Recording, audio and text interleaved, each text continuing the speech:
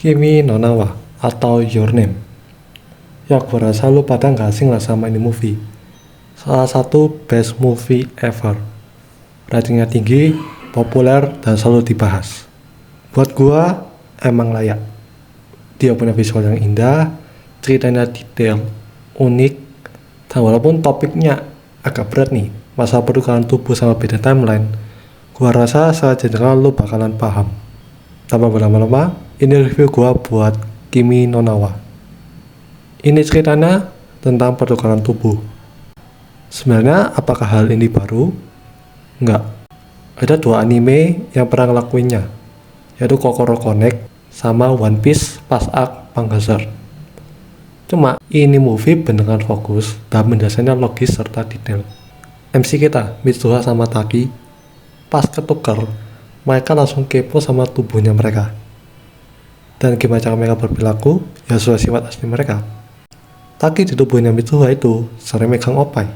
Karena sifatnya emosian, dia sempat nendang meja sekali, sama narik kerah bapaknya Mitsuha pas switch terakhir. Sementara Mitsuha di tubuh Taki, dia ngelihat yang namanya kemaluan aja malu sampai mukanya merah kan. Dia sebagai cewek girlish, dan karena dia tuh bisa bilang kayak anak dari desa, pas ke Tokyo dia sudah kepokan, dia excited, dia jangan cafe seneng, buang duit, makan terus, mau kerjanya dulu, ini tempatnya di mana ya? Dia bakal foto-foto yang banyak, bahkan skill ngejahitnya tuh sampai ke bawah.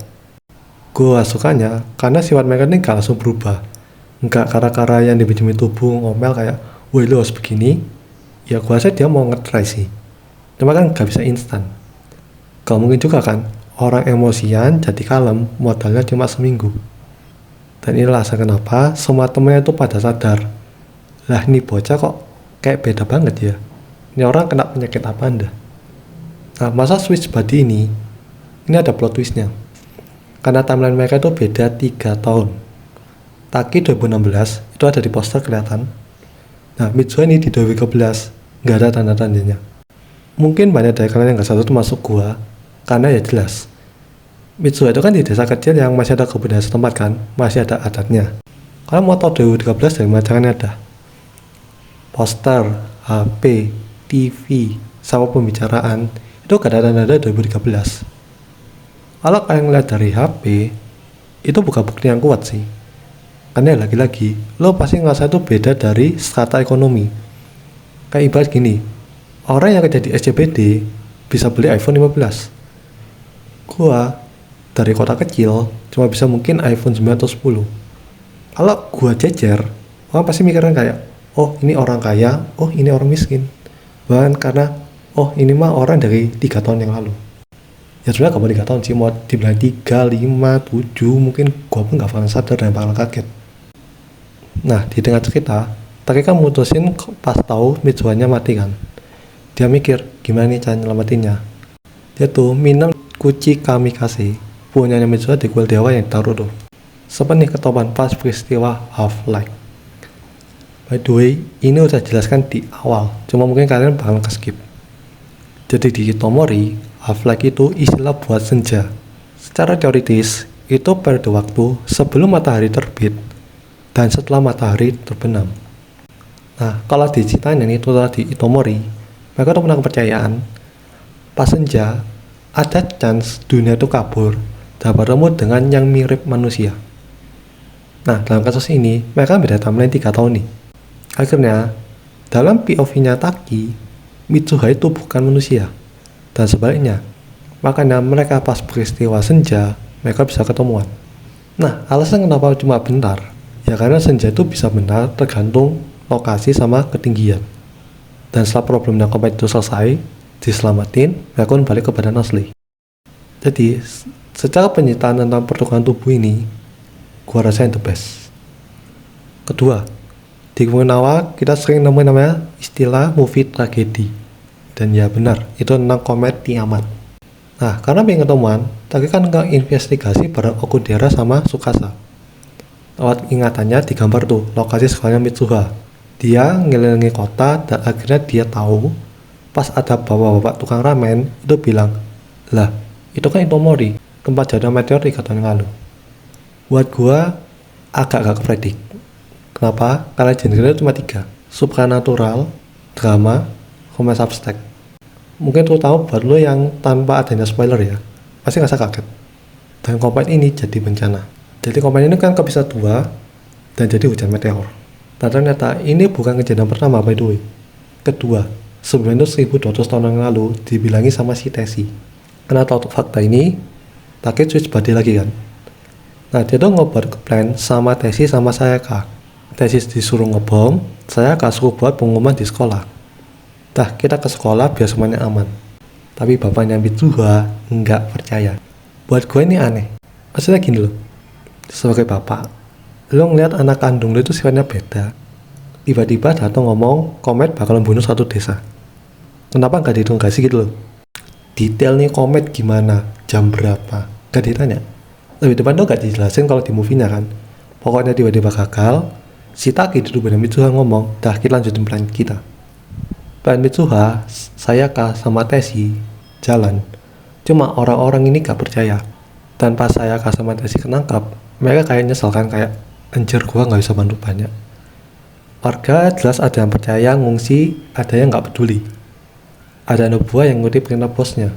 Dan bosnya atau bapaknya Mitsuha ini ngecek sumber suara kan. Woi ini kejadian di mana nih? Woi ada informasi apa enggak? Keadaan kayak gini realistis. Sebagian percaya, sebagian enggak. Sampai akhirnya Mitsuha kan ke ruangan bapaknya kan. Dan akhirnya semua selamat. Buat gua ini kejadian yang epic. Udah jelas lah. Tapi ada nilai minusnya. Kalau sampai 3 anak SMA ngebaca komunikasi, ya bukannya sudah hal yang aneh ya. Harusnya kan kamu mikir tenang, ditanyain, woi ini kenapa? Jangan-jangan yang bilang komet datang itu beneran dah. Nggak, masih aing ngeyel, dianggap cuma ngeprank. Ya gua tahu nggak ada informasi resmi misal dari kayak NASA begitu kayak oh ya hati-hati di Jepang dari Kotomori nanti bakalan ada meteor jatuh. Ya gua tahu mungkin harus ada data yang exact gitu loh. Cuma kenapa dia tuh gak mikir secara tenang gitu loh. Ini bapak kolot banget sih. Jadi gua ngerasa pas evakuasi ini harusnya nih udah selesai nih, diselamatin, bisa Taki ketemuan. Tapi seolah kayak pingin dipanjangin nih. Cuma untungnya bagian diperpanjang ini epic. Minus yang jadi plus. Lagi kita bahas masalah romance abstract atau semi romance. Lagi-lagi klasik romance yang gue suka. Mereka kepindah tubuh secara nggak sengaja, interaksi, awalnya ngamuk, dikontrol mager, baca catatan males. Tapi mereka mulai satu-satu sama lain kan. Mitsuha pingin Taki dekat sama Okudera-san. Sebenarnya Taki pingin nyelamatin Mitsuha. Mereka bahkan mau ketemuan kan. Mitsuha di tahun 2013 itu ke Tokyo dan emang ketemuan di kereta. Tapi ya jelas, Taki di 2013 nggak punya ingatan tentang Mitsuha. Karena yang punya ingatan itu Taki di tahun 2016. Nah, Taki di tahun 2016 mau ketemuan, tapi ya itu yang bareng 2 temennya baru tahu Itomori hancur 3 tahun yang lalu. Dan sesuai yang gue jelasin, Taki datang buat nyelamatin. Di ending, itu gue suka. Taki nyari kerja dampingi sebuah kota yang nyaman dan bahagia. Dari pengalaman mereka bertukar tubuh. Cuma jelas, bos-bosnya udah pasti nolakan. Bahkan dia kayak curhat ke 2 temennya sama Okudera-san.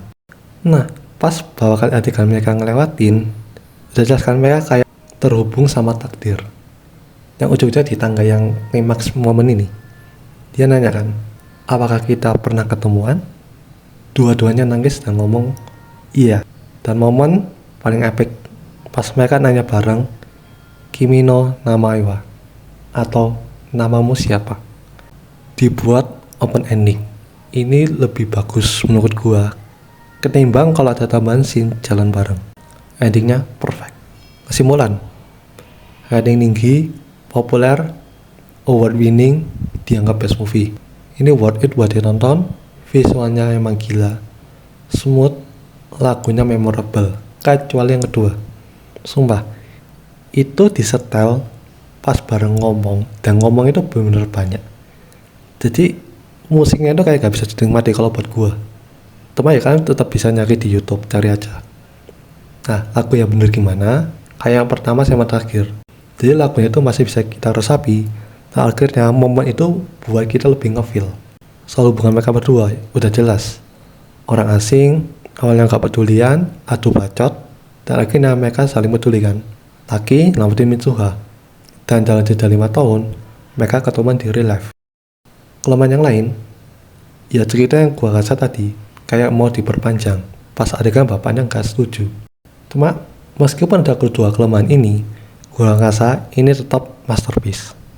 Gimana pendapat kalian tentang movie ini? Apa kalian mencap sebagai anime terbaik? Atau justru biasa aja? Seperti biasa, tuliskan pendapat kalian atau mungkin ada yang kalian lewatin boleh ditambahkan. Jangan lupa like dan subscribe. Sekian dan bye-bye.